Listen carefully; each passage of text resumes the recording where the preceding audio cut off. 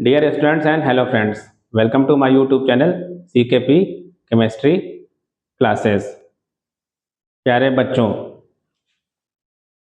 इस वीडियो में हम नीट काउंसलिंग के बारे में समझने जा रहे हैं। कोई भी मेडिकल कॉलेज आपको अलॉट होता है तो वो काउंसलिंग के बेसिस पे होता है। ओके, कौन सा मेडिकल कॉलेज आपको मिलना है ये सबसे पहले डिपेंड करता है कि आपका नीट का स्कोर क्या है और आपकी रैंक क्या है। तो चलिए हम देखते हैं किस तरीके से सीट का एलोकेशन होता है। तो सबसे पहले काउंसलिंग के बारे में अगर हम देखें तो इसके दो लेवल होते हैं, ऑल इंडिया काउंसलिंग और state counselling. All India counselling मतलब ऑल इंडिया कोटा जो कि 15% होता है, और स्टेट काउंसलिंग ये स्टेट कोटा होता है जो कि 85% होता है। अब ऑल इंडिया काउंसलिंग ये कौन कंडक्ट कराता है? MCC,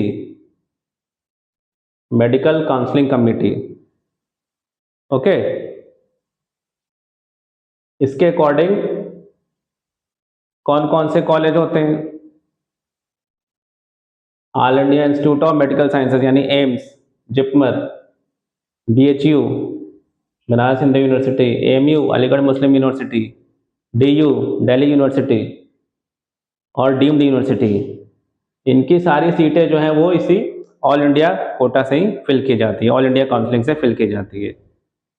इसके अलावा जितने भी मेडिकल कॉलेज हैं इंडिया में, गवर्नमेंट मेडिकल कॉलेज, उसमें 15% जो सीटें होती हैं वो आपका इसी ऑल इंडिया कोटा से फिल की जाती है। तो ओवरऑल इस फेज में बहुत सारी सीटें होती हैं, तो इसके लिए सभी बच्चों को अप्लाई करना चाहिए all India quota. Okay, next दूसरा लेवल जो होता है वो स्टेट कोटा, जो कि स्टेट काउंसलिंग है, मतलब स्टेट गवर्नमेंट इसको कंडक्ट कराएगा। तो स्टेट गवर्नमेंट में जितने भी मेडिकल कॉलेज हैं उसकी 85% सीटें जो होती हैं वो आपका स्टेट कोटा से फिल की जाती हैं।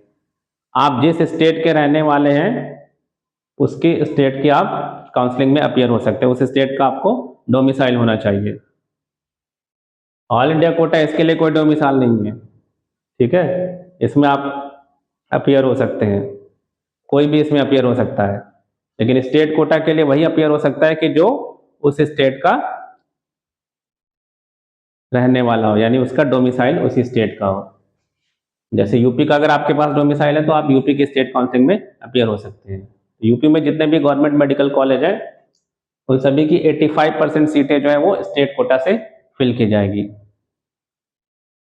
यूपी में लगभग 45 गवर्नमेंट मेडिकल कॉलेज है, इसमें कि अगर कुछ इंपॉर्टेंट कॉलेज की अगर हम लोग बात करें तो KGMU King George Medical University Lucknow, GSVM Ganesh Shankar Vidyarthi Medical College Kanpur, LLRM Lala Lajpat Rai Medical College Meerut, MLNM Motilal Nehru Medical College Prayagraj, SNM Sarojini Naidu Medical College Agra.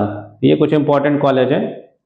तो जितने भी कॉलेज हैं उसके 85% सीटें स्टेट कोटा से फिल की जाएगी, तो जो जिस स्टेट का है वो इसको अप्लाई कर सकता है।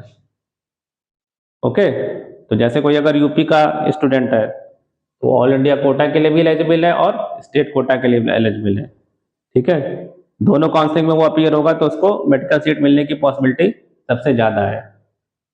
अब हम देखते हैं कि काउंसलिंग में क्या प्रोसीजर होता है। काउंसलिंग में अपीयर होने के लिए, जैसे कि ऑल इंडिया काउंसलिंग में आप अपीयर हो रहे हैं, तो सबसे पहले आपको वही इसका रजिस्ट्रेशन कराना होगा। रजिस्ट्रेशन प्रॉपर होने के बाद नेक्स्ट स्टेप होगा चॉइस फिलिंग का। ये बहुत इंपॉर्टेंट स्टेप है।